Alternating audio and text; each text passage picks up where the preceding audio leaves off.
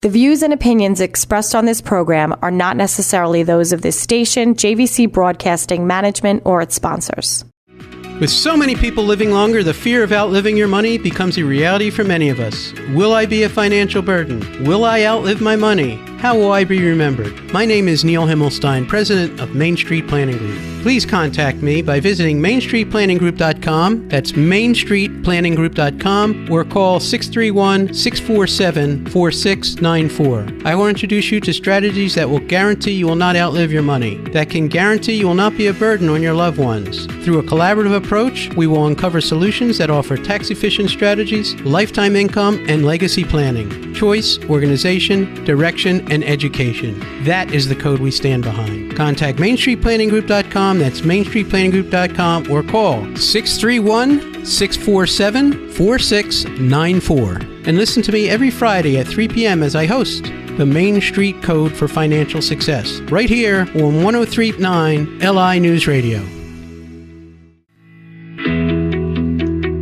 Good afternoon. Welcome to the Main Street Code for Financial Success. I'm your host, Neil Himmelstein. I'm here every Friday at 3 o'clock. If you miss an episode, you can always catch me on Spotify or Apple. And there's now a new application you can download, LI News Radio.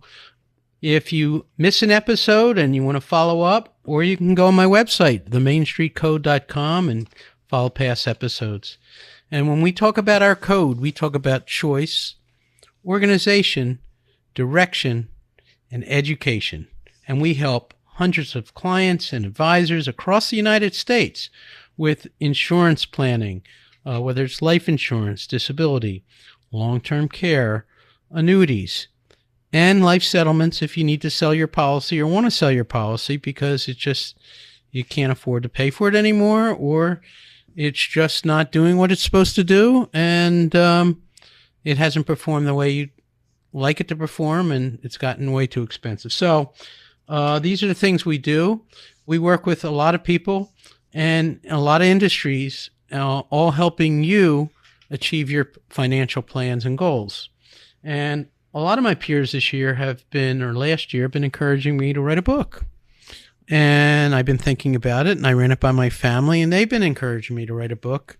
And I have a couple books in mind, believe it or not. One of the things that I thought of a title for a book in having another conversation the other day is we're in the people business. You know, when people ask what you do, I'm now going to tell them I'm in the people business. That's what I'm in. And everybody is in the people business. And let us all forget what that means. Helping people is what I do. Helping people with their financial plans or their financial goals is what I do every day. You know, you can't have that done with a computer and a bot. So we're all in the people business. As I mentioned in previous shows, you know, you call a doctor's office and they don't call you back, you're going to find another doctor. I don't care how good that doctor is. Contractor, same thing. Insurance person, banker. We're all in the people business. The problem is the trend has gone completely the opposite. I read the other day, you know, I follow all the news forums, and I also follow my industry forums. And there was somebody new in the industry, and they said, well, I'm new to the insurance business. It was, what do I do? How do I grow what do I do? And the advice just bothered me. The advice was, well, start a blog, start sending emails out to people, and get yourself known out there. Well, this is so counterproductive to all the noise that we see and hear every day. And people are relying on emails and this and that, and not pressing the flesh anymore, and not building relationships. They don't teach you in school or in life how to build relationships, how to network, how to communicate, how to get back to people. And we've actually gone full circle, completely in the opposite direction of doing that.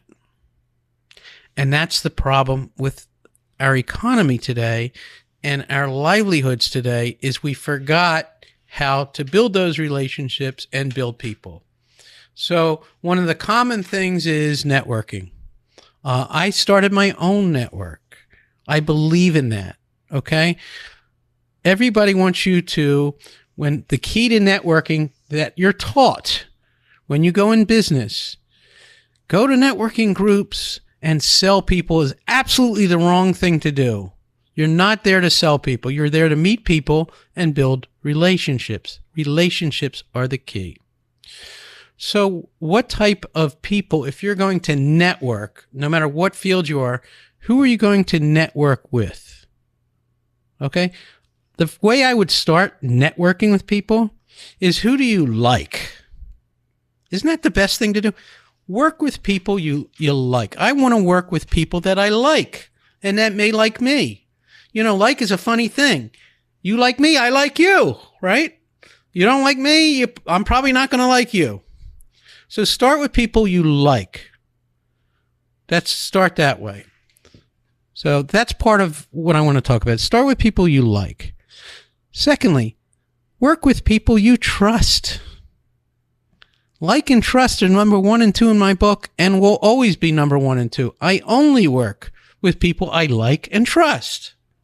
So if you're going to a networking group or whatever, work with people you like and trust. Now, that should be the criteria of moving forward.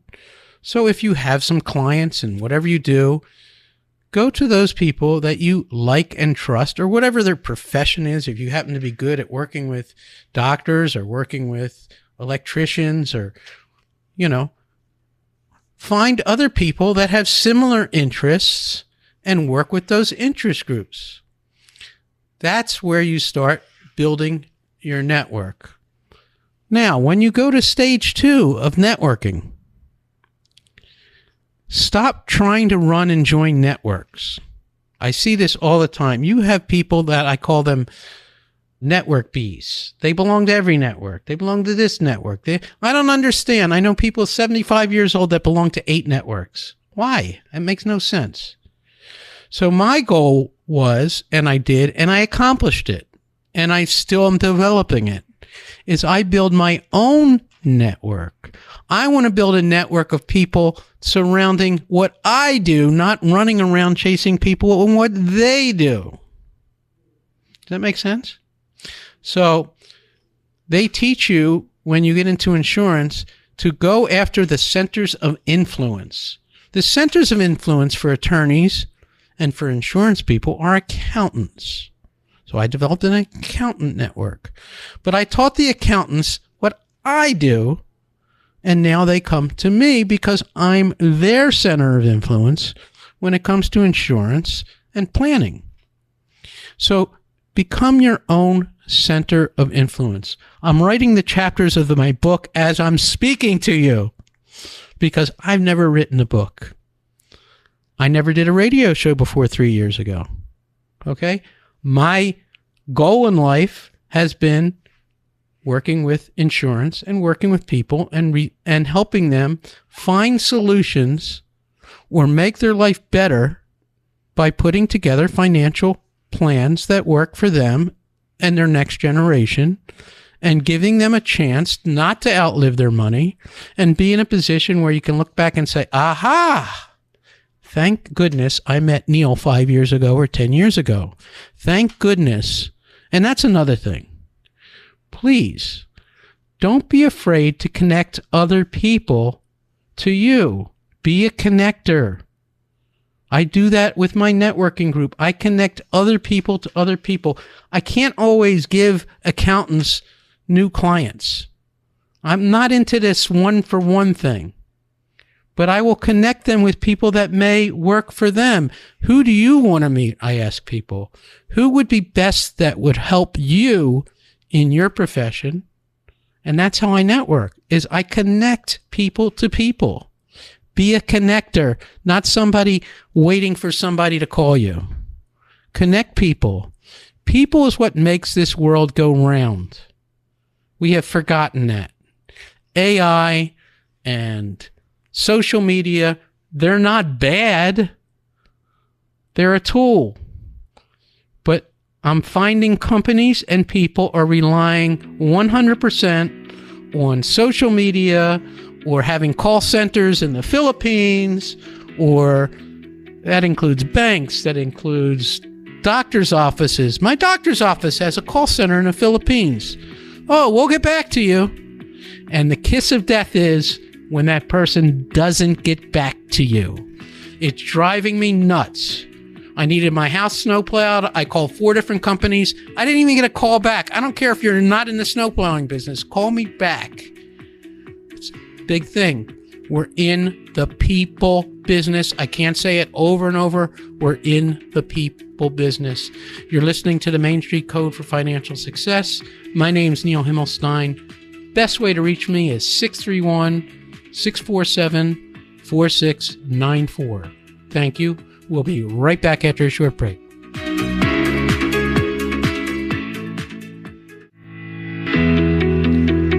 Welcome back to the Main Street Code for Financial Success. I'm your host, Neil Himmelstein.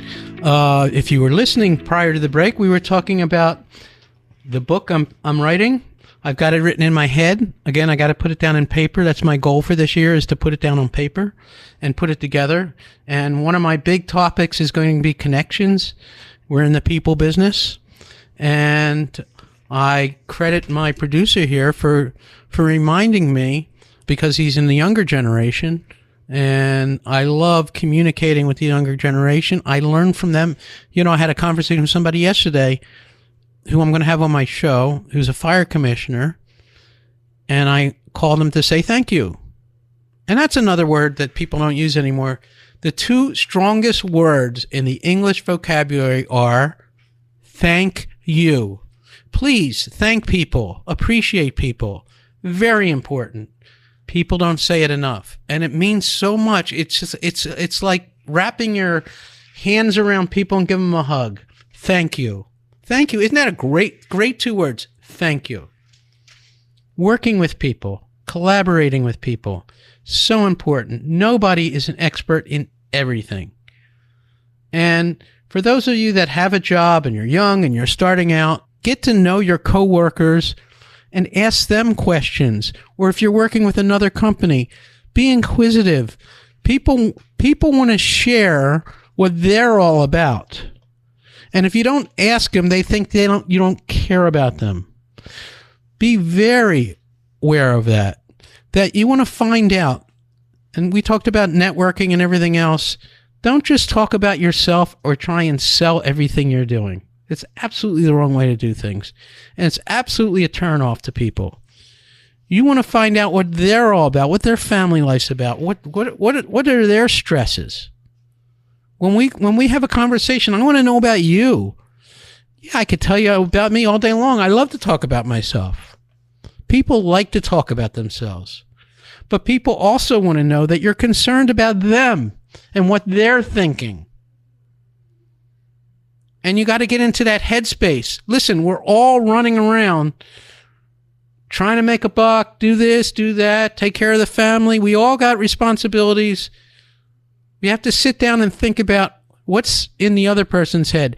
Everybody has things going on. Everybody has skeletons in their closet. You know, I say this about the stock market all the time. It goes up, it goes down. It doesn't go in a straight arrow. Life doesn't go in a straight arrow. Everybody has things going on all the time, and need to be cognizant of that when you're communicating with people. So, yes, my expertise is in insurance. That's where I have my trip. But my expertise is also in people and connecting with people and bringing the right people to the table when you have an issue. You know, a gentleman I was talking to yesterday was talking to me about his mother who's in a nursing home. They've had to spend through all her assets and get her on Medicaid, the Medicaid application. He says for 6 months. We're spending $600 a day. This is a local nursing home in a semi-private room, and the conditions, excuse the language, suck. She's losing weight. She's this, problems, okay? And they're paying $600 a day. Now, until she runs out of money. And when she runs out of money, then maybe Medicaid will kick in, but you got to apply, you got to spend months. And I told him, he's doing it all himself. I said, you really have to have an attorney do that for you. That's what they specialize in, unfortunately. getting you on this Medicaid thing, and they allow her $50 a month for income. I couldn't live on $50 a month to buy what? To buy shoes? To buy what? What am I going to buy with that? Nothing. $50 a month. I go out of my house and drive to work, and maybe I'll buy breakfast or dinner or whatever. That $50 is gone. This is what it is to go on Medicaid. People think, I'll get older, I'll go on Medicaid. It ain't that easy to get on. Number one, you have to impoverish yourself. Understand that. And then if you happen in what we call the bad place, because you have to, because you can't take care of yourself. And, it's great to rely on family members, but sometimes family members can't take care of you and take care of their family and take care of their children and or have a livelihood and live a life. Okay? He visits his mother every day or tries to visit his mother every day, but of course he's got 2 jobs. And visit your mother.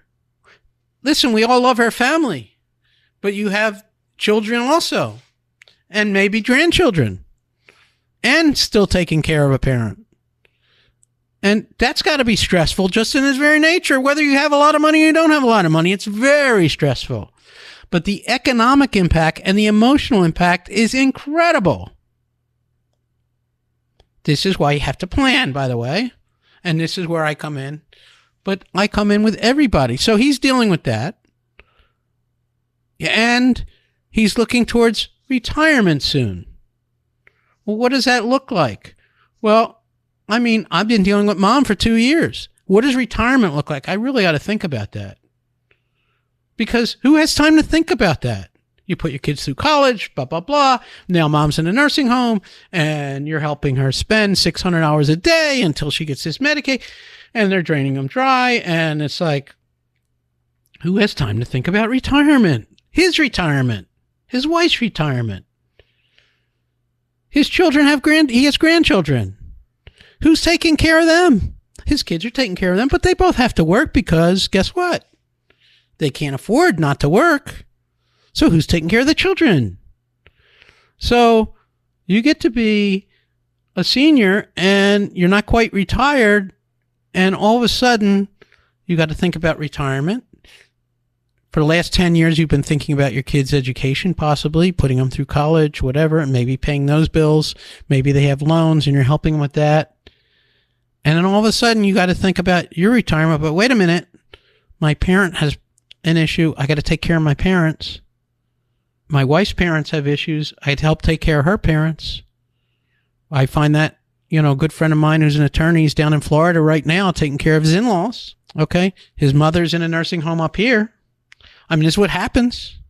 His in-laws are not in a nursing home, but they both have cancer down in Florida. So he's going down there. And then he's got 2 young grandchildren. I think 3. And he's got a new wedding on the way. And he's 60. And how about his retirement? You see what happens? But I went around a room and I talked to 20 people when we had one of my, we'll call it a networking event. And I said, hey, what's going on in your life? What's going on in your life? Every single person had an issue. And they didn't realize it.